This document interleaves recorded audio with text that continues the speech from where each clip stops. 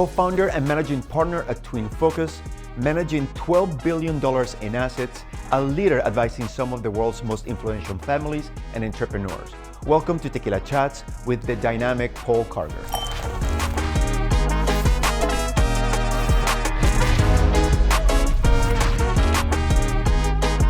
Paul Karger, it took us how long to get this together? It's been a couple years. You know, it's a shame that we don't have Wes today, but I'll get him on the next one for sure. Deal. You ready for some tequila? Let's do it. Let's do this. So much more than a breakfast drink, right? Yeah, it's so much better. This tequila is my favorite tequila. It truly is. I think it is the best.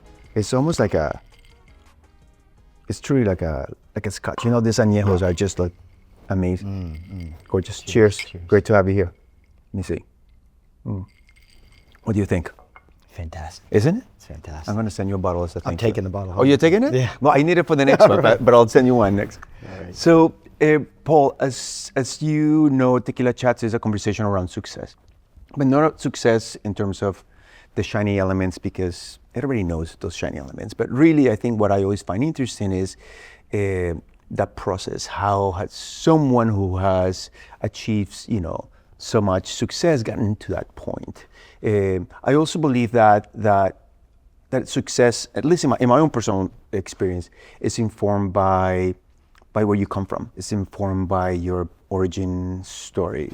And so, would you mind sharing kind of like that origin story? Sure. Who's Paul? Who's Wes? Sure. In that sense. I think success goes way back before finance, for sure. We were raised by a single mom. My twin brother Wes and I and my little sister Susie, and pretty humble beginnings, I would say, kind of lower middle class, and learned the value of hard work early. Yes. Learned the value of hard work, and that hard work led to some financial success, and Yes. kind of got addicted to that financial success. And so at a very young age, from as soon as we could throw newspapers out of the back of the trunk, to working at gas stations, working as a janitor at the library, just really any kind of hustle we could do. Yes. My mom really taught us kind of the value of Yeah, I hard was work. going to say, is this coming from like your mom? Is your mom really that genesis of not just work hard, but like do the things that you need to do? I think it's nature and nurture, right? I think it's in our DNA, but I also think we had some great role models around us. Yes. And our mom, just was the epitome of hard work, and showed us from an early age, like, you guys keep working and you can get what you want. Yeah, because you guys are truly entrepreneurial. I was reading about your first business together. What was it, at age 12? Yeah. Odd Jobs Inc. Tell us about it. Incorporated, What yeah. was Odd Jobs Inc. about? Wes and I were always going door to door and soliciting services. Yes. And I remember one neighbor, we were showing up, I forget what we were soliciting, whether it was magazines or something, and she looked at us and she said, you guys are going to be really successful someday. You don't give up. Yes. And I think that's another big, a big piece of success Yes. is just keep showing up every day, Yes. which is, one of the things that kind of martial arts has taught Yes. me as well. Just you keep showing up every day, and it's just hard work over talent. So both of you knew that you wanted to build something together, or did it just like happen organically? From earliest memories, our father would say, Paul will get the business and Wes will run it. How nice is that? And so it's we've always worked together our entire lives. So it was destiny in many It ways. was destiny. And destiny, but you worked towards that. Yeah. So tell us about TwinFocus, because TwinFocus, you guys founded in 2006. So this is your 20th year. So congratulations. Cheers to that. Thank you. That is incredible. Cheers. Something that I find unique about your building, because in my own business, I work with a lot of family offices, or like people that are in that wealth management kind of like part of the world, and most of them really focus on that, just on wealth management. What I find really interesting about what you guys have built is that it's more holistic in many ways, right? Like you are taking care of more than just that wealth management and wealth growth component. Would you mind kind of like sharing with us that model? Because I think it's a very unique model, and I think you're seeing maybe more and more people like piggybacking into your strategy, into your model, and so it's interesting to hear. So TwinFocus is 20 years old. I started in the business at Payne Weber in the late 90s, which became UBS, and then Wes joined me around 2003.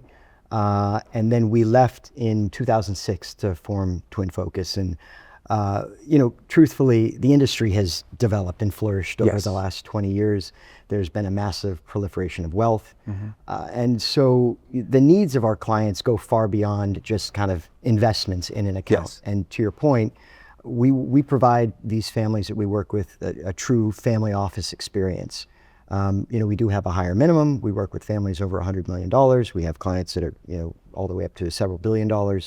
And we're focused on, their entire balance sheet, their entire financial lives. But it is way more than just worrying about investments. It's thinking about, tax implications, legal implications, Yes. intergenerational, charitable. Charitable is a big piece of what we do. Yes.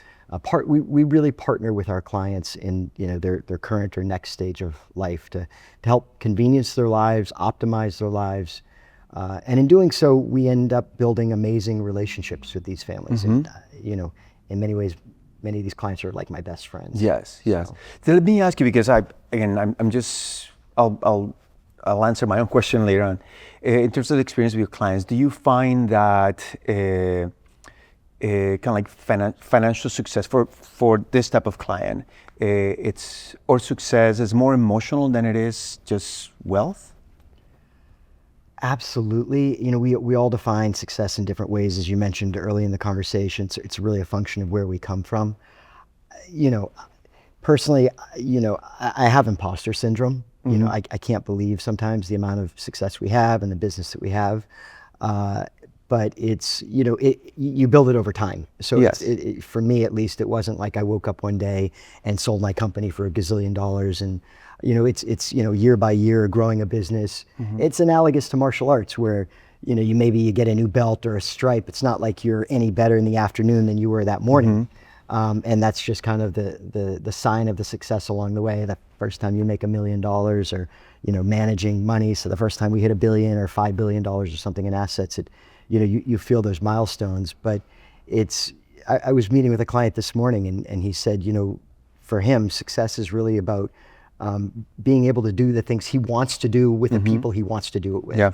And I've had other clients say it's really about the ability to spend time with the people you want to spend time with. It is. That's a sign of true success. And it's not just necessarily a monetary value, but money in many ways is a scorecard. Yeah, and it seems like from your holistic approach to the business, you allowed your clients to do exactly that. Correct. Right. So now, when you look at the past 20 years of growing TwinFocus, do you recall that first tipping point?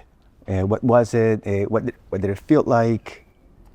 I think it's a series of tipping points, and sometimes those tipping points, when you get there, are kind of anticlimactic. But I think all of us have certain points in our lives or in our careers where we can look back and say, this was a very strategic decision. Yeah. Certainly when I left, the banking world to start my own firm in 2006 was critical. Early in late 2006, early 2007, we ran an ad to find kind of a senior analyst, and we were blessed enough to find this gentleman by the name of John Pantakidis, which today is my third managing partner. I remember in 2009 when randomly a now client reached out to us, found us and reached out to us, and that particular client was, truly a defining moment in our career because he changed the trajectory of our business. Yeah. So we can look back, and I think, as Steve Jobs says, you can kind of connect the dots as you look back. When you're living in it, you just keep your head down and you just keep grinding. Yes. And, analogous to, martial arts, I train martial arts every day. I keep my head down. I just keep showing up. Yeah. And over time you realize, wow, I've built some skills or built something special. Yeah, it's an interesting feeling. I do share that feeling with you. Sometimes, you get your head above the water and then you look, I'm like, oh crap, what is going on, right? I actually had that conversation yesterday with somebody. I was mentioning to you earlier, I was at a client's house and we were just doing all of this stuff and it was so hectic, but in the middle of that, I realized, wow, I am so fortunate to be at this point in my career, in my business, that I get to work with these incredible people doing these amazing things. And it was just like it's a dream. A pinch in I my remember 20 years ago, I said to my mom, I want to be in a position where I can, have these incredible clients, fly around the world and be with these clients. And that's my life today. Yeah. I live on airplanes and sometimes, at the regret of my children, but, I get to live my dream job every day. But you seem to have found a nice balance between your business and family, and I think it's the same thing for Wes, because I know how busy you are, but I do see you, often with the kids. I see you often with Melissa. Same thing with Wes and his family. How do you define that kind of like balance? Man, I think it's, I was fortunate where I didn't have this family and these kids' life until later in my years. So I was able to focus on really building my business for the majority of the, 25 years. But it's got to be a conscious effort. I have to intentionally, make the time to leave work early and go see my kids. I teach my kids jiu-jitsu classes on Mondays and Fridays, and it's the highlight of my week. Yeah. But I leave the office early at 4:00 to do that. And even though it's chaos, but I'm happy after I've done it. But it's got to be a conscious effort. Yeah, totally. I love your recent trip with PJ to Europe. That is like the sweetest. That's gonna be a memory he will never forget. I hope to be able to do more of that. I love doing individual things with my kids. So now, for when you look again, 20 years, more than 20 years of being in this area of work, what have you learned from your success? Humility counts. And in the end of the day, business is all about relationships, which is very intangible. And you need to invest in relationships. And you need to stay humble. You need to show up every day, even when it's not fun. Some days it's not fun. I love my job, but sometimes we have to do hard things and have difficult conversations. But you just got to keep showing up. And relationships matter. And I say all the time to my kids and my team, I say that to be interesting, you have to be interested. And I also say that it's all about how we treat people. We are how we treat people. And I have 50 or 100 best friends that I've collected along the years, but it's because I treat people right, and the golden rule, and they treat me the same way. So what would you say you're the most proud of? Because you're talking about relationships. Is that what you would be the most proud of? Yeah, aside from my kids, I'm very proud of my kids. But I'm very proud of what we've built at TwinFocus. I'm proud that I feel like I've built something that's more enduring than me, that will outlast me. And we've got 50 employees over there, and we're putting food on people's tables, every day. I'm proud of the relationships I have with incredible clients. It was always my dream to work with these clients at the top end. And now, as I said, these clients are not just clients, but they're my best friends. On the opposite end of this kind of like conversation, what have you learned from your failures? Oh, I'm failing every day. And I really believe that success is about just a series of failures. And where you kind of look up, and as we were talking about, head above water, and you say, man, I won't do that again. Hopefully I've learned from it. But I'm still learning from my failures. And it's like martial arts. We just keep learning from failures, and you just get better. It's not the game it gets easier, you just get better at it. Yes, exactly. Right. You just keep kind of figure out what the next level is going to be and what next direction is going to be. Yes, it's exactly about that. And so I know that you're super busy. I don't want to take more time from you. I appreciate you being here, Paul. I'll trade time for tequila. Oh, anytime, right? But this is the last question. What do you think is the key to success? It's staying humble, and it's showing up every day.